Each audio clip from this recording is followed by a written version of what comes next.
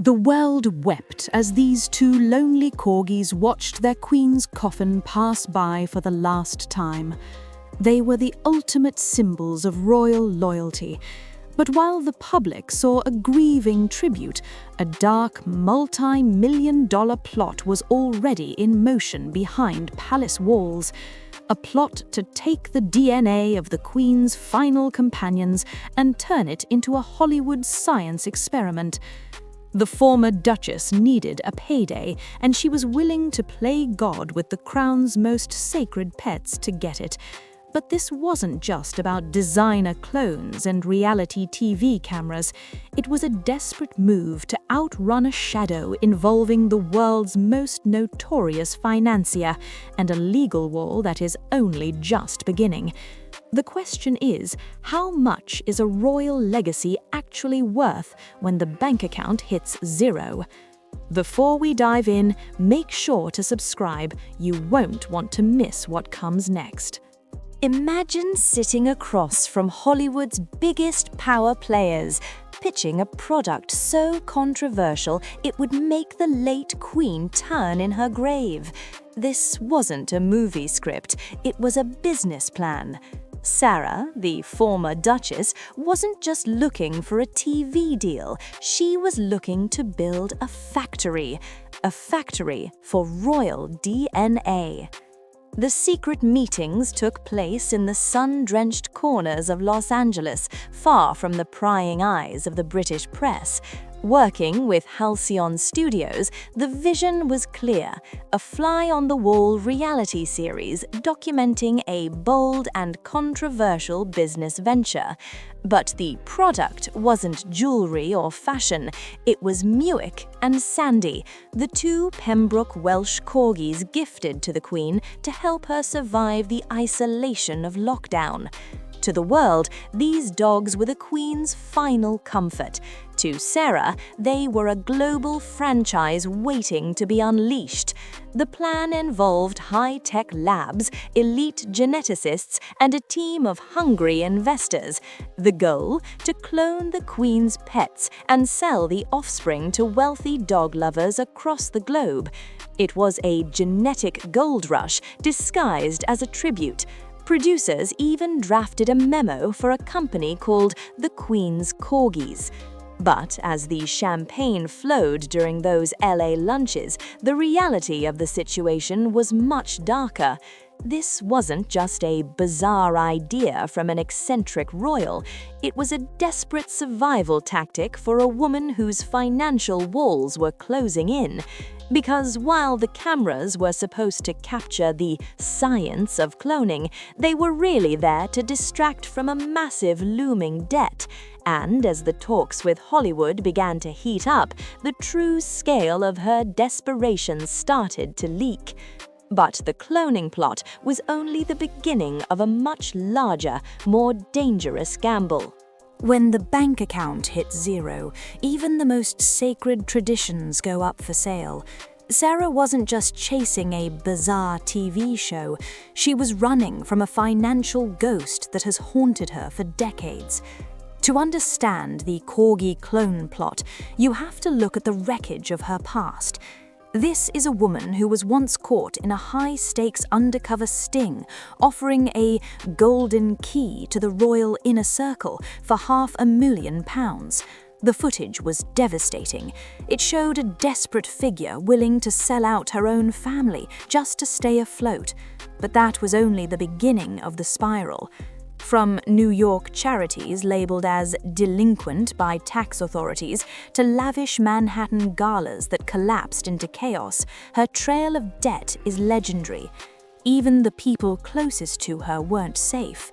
In the dark corners of a New York mansion, emails surfaced from a former assistant claiming he was owed $60,000 in unpaid wages, month after month of promises, month after month of silence. But why the sudden frantic push for a genetic empire now? because the economic outlook inside the royal lodge had shifted from strained to catastrophic. The former duchess was no longer just managing a budget, she was managing a reputation that was bleeding out. Every time she spoke about dog whisperers and waggy tales on daytime television, the public saw a mourning friend, but the investors in Los Angeles saw something else. A woman who viewed the Queen's final companions as nothing more than a commodity. The pressure was mounting and the bills were coming due. But just as the cloning talks began to fizzle out, a much darker connection started to resurface, one that connects the royal lodge to a private island and a financier who took his secrets to the grave. The Queen didn't just leave her dogs to Sarah, she left her a final piece of her heart. To the late monarch, these Corgis were a sacred trust, handed to a countrywoman she believed shared her soul. But the reality was a cold-blooded calculation that would make the palace walls tremble. Because while the public saw Sarah comforting the grieving pets, she was allegedly looking at them like genetic blueprints for a payout. Experts have called the cloning plot unbelievably grotesque. It wasn't just a bizarre TV idea, it was a total violation of the Queen's final wishes. Imagine the scene. The dogs are being walked on the Sandringham estate, while in a high-end LA office, producers are drafting plans to turn their DNA into a global merchandise line. It was a betrayal that went beyond money. It was a betrayal of the bloodline. But as the genetic empire began to crumble, Sarah was already pivoting to her next survival tactic. Rumors are now exploding that she is desperate to salvage her reputation by appearing on the US version of The Traitors. From royalty to a reality TV contestant, the fall from grace is nearly complete. But there's a catch. Every time she steps back into the spotlight, the shadow of the exiled brother grows longer. The man she still lives with, the one stripped of his titles and dignity, is now a legal lightning rod. And as Sarah considers her next move, the authorities are watching her every step. She's no longer just a former duchess, she's a witness in a global scandal that refuses to die. The question isn't just about whether she'll clone the dogs, it's about whether she'll sell out the entire royal family to pay off her mounting debts. And the final chapter of this story involves a secret that could change the monarchy forever. Because what happens when the most trusted person in the room decides to tell all? While Sarah was pitching royal clones in Los Angeles, her world back in the UK was quietly imploding. Because the financial desperation driving the Corgi plot wasn't just about bad investments, it was about a dark, decades-old connection that was finally stepping into the light. A connection to a man whose name still sends shivers through the palace walls. In early 2026, a massive drop of over 3 million documents, the so-called Epstein files, shattered the silence. These weren't just legal dry readings, they were a window into a relationship Sarah had desperately tried to distance herself from. Shocking emails surfaced where she described the notorious financier as her pillar and even the brother I always wished for. But the most revolting revelation, evidence suggests that just days after his release from prison in 2009, she was already back in his inner circle. The fallout was instant. Charities that once bore her name began to vanish overnight. 6 of her private companies were suddenly shuttered, described by royal experts as a bonfire of her vanities. But as the businesses closed, a new, more terrifying pressure began to build. US authorities are now reportedly circling. Rumors have intensified that Sarah is facing massive pressure to give evidence in America, potentially exposing what she truly saw behind the closed doors of Epstein's mansions. While her former husband, now stripped of his titles and living in a smaller Sandringham cottage, denies any wrongdoing, the legal net is tightening around both of them. The woman who once lived in the 30-room Royal Lodge is now reportedly sofa surfing in New York and Portugal, effectively homeless and hiding from the cameras. She's gone from royal royalty to a woman on the run, seeking refuge in the guest houses of Hollywood stars. But as the walls close in and the money disappears, she's considering one final explosive gamble to save herself.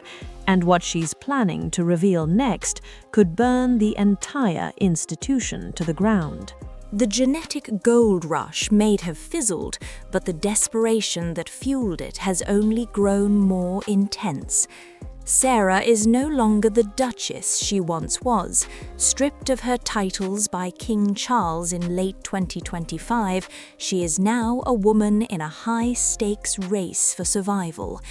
With her charities shuttered and her reputation in tatters following the latest Epstein file leaks, she's reportedly sofa surfing between luxury wellness clinics and the guest rooms of Hollywood stars. She is essentially a royal nomad, hiding from a legal storm that refuses to clear. But as she avoids the cameras in Switzerland and Ireland, a new, even more polarizing rumor is taking hold.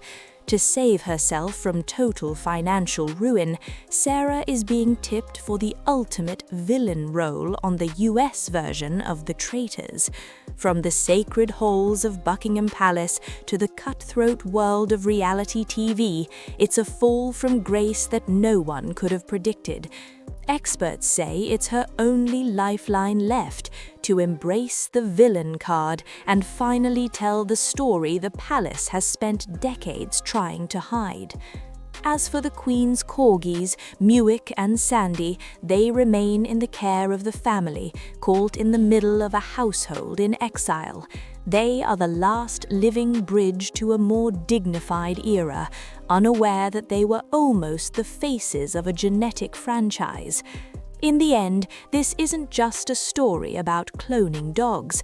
It's a story about how far someone will go when they've run out of lives and out of options. Sarah may have been the Houdini of the royal family in the past, but with US authorities circling and her titles gone, her greatest escape act is yet to come. But at what point does the cost of survival become too high for the crown to bear? Only time will tell if the villain card is a winning hand or the final move that brings the whole house down.